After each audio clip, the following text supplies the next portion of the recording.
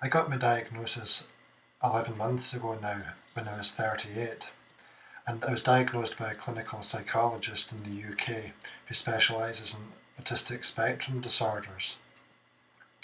This is much later than what I've read is the ideal age for someone to be diagnosed, and I'd actually read that this could be, for instance, in the United States, between 4 and 8 years old. And my understanding is that varies from country to country. I don't have direct experience of this myself, only anecdotal experience, and what I have been told is that specialists in the UK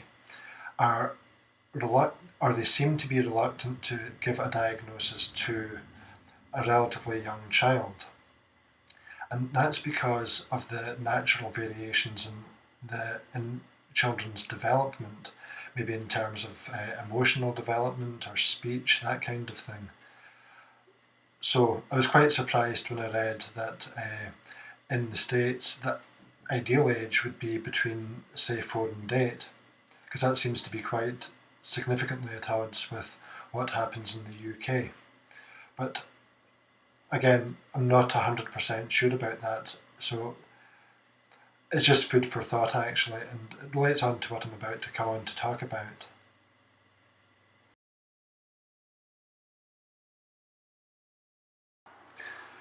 In many ways I wish I'd been diagnosed earlier on in my life, and after I was diagnosed I went through a period of mourning when I kind of felt that I'd lost part of my life.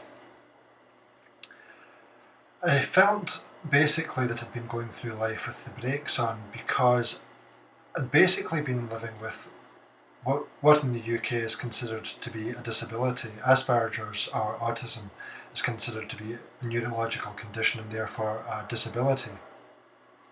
And I'd been living with a disability that I didn't know about, and I wondered if I would have done better in life, if my life would have been different if I had known about it.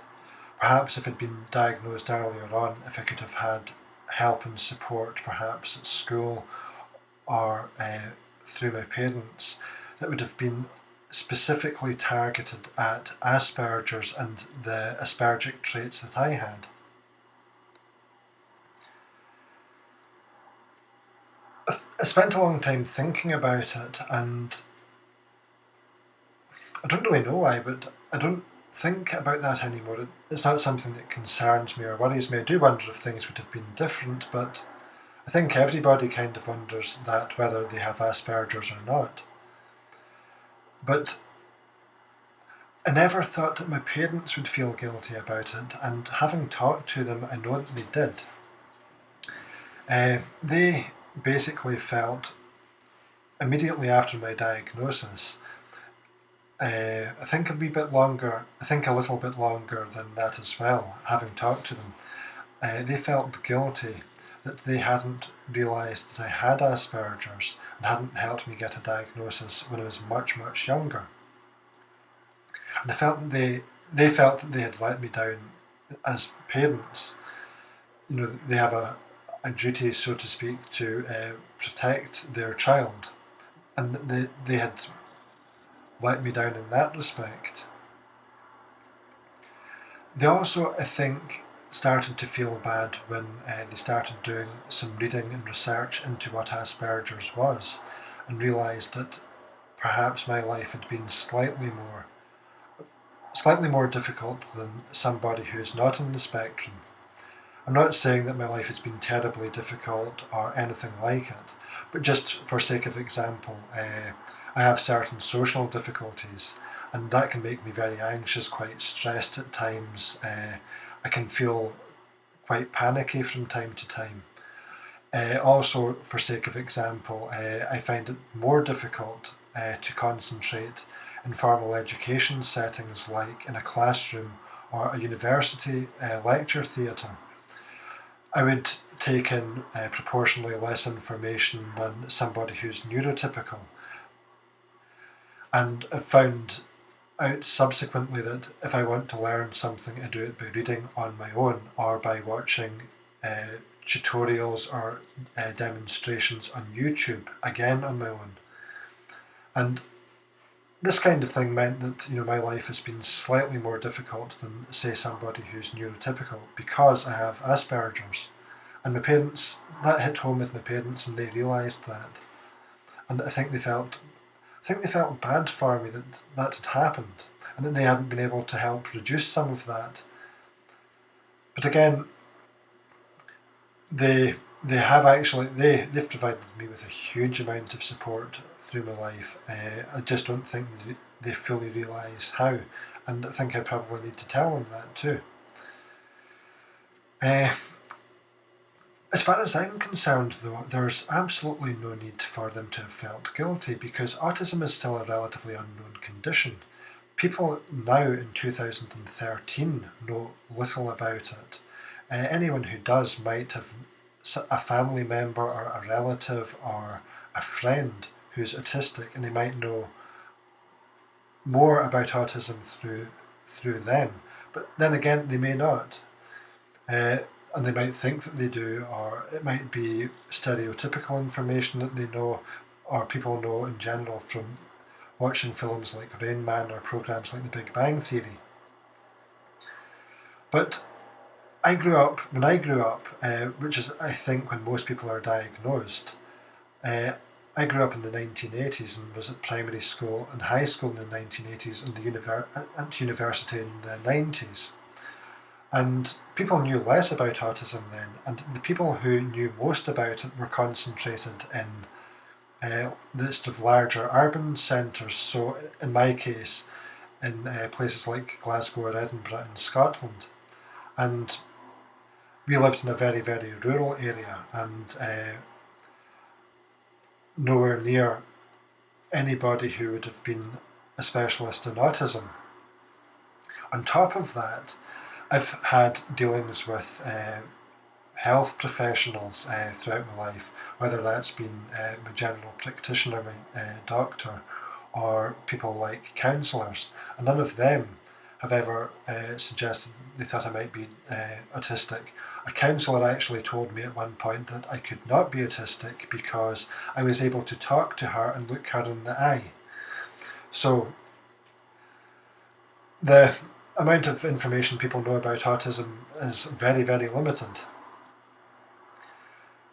And I think the other thing is that I have Asperger's, but I think my Asperger's is relatively mild. I've met a number of people with Asperger's since I was diagnosed, and I know that some of their traits are maybe far more difficult to deal with than mine. So there's no surprise. I would have been surprised if people had realised that I was autistic. I think there's a far, far greater chance that I was going to go undetected, given the age I am, and the level of knowledge available, especially back then, than for someone to have recognised any kind of autistic traits or tendencies in me.